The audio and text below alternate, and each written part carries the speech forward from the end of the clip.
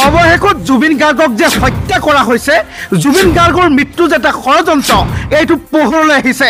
অসমবাসী কেতিয়াও ক্ষমা নকৰে শ্যামকানু মহন্তক। হয়, ৰাজ্যবাসীৰ বাবে এটা বহুতে গুৰুত্বপূৰ্ণ খবৰ। শ্যামকানু মহন্তই কি অপৰাধ কৰিছিল, শ্যামকানু মহন্তই জুবিনক লৈ কিমান গুৰুত্ব দিছিলে, তাৰ সবিশেষ আপোনালোকৰ মাজত তুলি ধৰিছোঁ। ন তথ্য পোহৰলৈ আহিছে, আপোনাৰ চকু কপালত উঠিব। হয় ৰাজ্যবাসী, ভিডিঅ'টি আপুনি এতিয়াই লাইক কৰি দিয়ক আৰু জুবিন গাৰ্গৰ মৃত্যুৰ শ্ৰদ্ধাঞ্জলি আপুনি ভিডিঅ'টোৰ কমেণ্টৰ জৰিয়তেও জনাব পাৰে। কমেণ্টত আপোনালোকৰ মন্তব্য নিশ্চয় বিচাৰিছোঁ। ওম শান্তি বুলি, জয় জুবিন দা বুলি আপোনালোকে কমেণ্টত এবাৰ নিশ্চয় জনাব আৰু এই ভিডিঅ'টিত এটা লাইক কৰিব। আপোনালোকক জনাইছোঁ জুবিন গাৰ্গৰ আচল মৃত্যুৰ ৰহস্য, লগতে শ্যামকানু মহন্তই কি পদক্ষেপ গ্ৰহণ কৰিছিল, জুবিন গাৰ্গৰ মৃত্যুৰ হোৱাৰ পিছতো শ্যামকানু মহন্তই ক'ত ব্যস্ত আছিল, কি কামত ব্যস্ত আছিল, তাৰ সম্পূৰ্ণ তথ্য।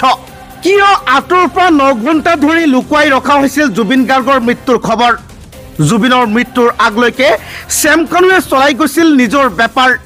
হয় ৰাজ্যবাসীয়ে শ্যামকানুক কেতিয়াও ক্ষমা নকৰে। জুবিন গাৰ্গৰ মৃত্যুক লৈ পোহৰলৈ আহিছে ন তথ্য। কিছুমান এনে তথ্য পোহৰলৈ আহিছে যিবিলাক আপুনি শুনিলে আপোনাৰ বুকুখন কঁপি উঠিব। জুবিনৰ মৃত্যুক লৈ শ্যামকানু মহন্তৰ বিৰুদ্ধে ভয়ংকৰ অভিযোগ। জুবিন গাৰ্গৰ মৃত্যুৰ খবৰ লুকুৱাই ৰাখিছিল শ্যামকানু মহন্তই। জুবিন গাৰ্গৰ মৃত্যুক লৈ উন্মোচিত হৈছে ভয়ংকৰ তথ্য। হয়, শ্যামকানু মহন্তৰ লগত কি হোৱা উচিত, শ্যামকানু মহন্তৰ কি হোৱা উচিত, আপোনালোকে ভিডিঅ'টি কমেণ্টত নিশ্চয় জনাব। অতি গোপনে ৰখা হৈছিল জুবিন গাৰ্গৰ মৃত্যুৰ খবৰ।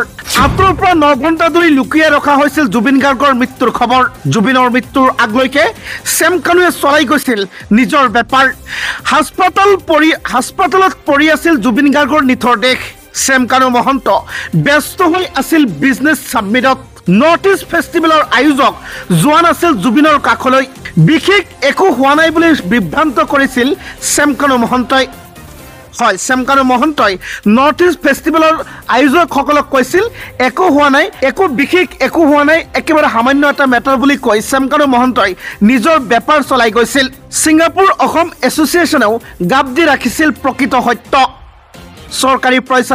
চৰকাৰী পইচাৰে চলা এইবিলাক মানুহৰ এনে কাণ্ডক লৈ আপোনালোকৰ মন্তব্য কি? বহু নিশালৈকে পাৰ্টিৰ আয়োজন কৰিছিল। জুবিন গাৰ্গৰ মৃত্যুৰ পিছতো এই ব্যক্তিসকলে পাৰ্টিত ব্যস্ত আছিলে, ৰাতিৰ পাৰ্টিত নাইট ক্লাবত ব্যস্ত আছিল সকলো ব্যক্তি। শ্যামকানু মহন্তকে ধৰি অসমৰ 15জনীয়া গ্ৰুপে বহু নিশালৈকে পাৰ্টিৰ আয়োজন কৰিছিল। পুৱতি নিশাই জুবিনক উলিয়াই নিছিল ইয়াত লৈ। বিস্ফোৰক ফেচবুক পোষ্ট ৰাজ্যৰ জ্যেষ্ঠ সাংবাদিকৰ।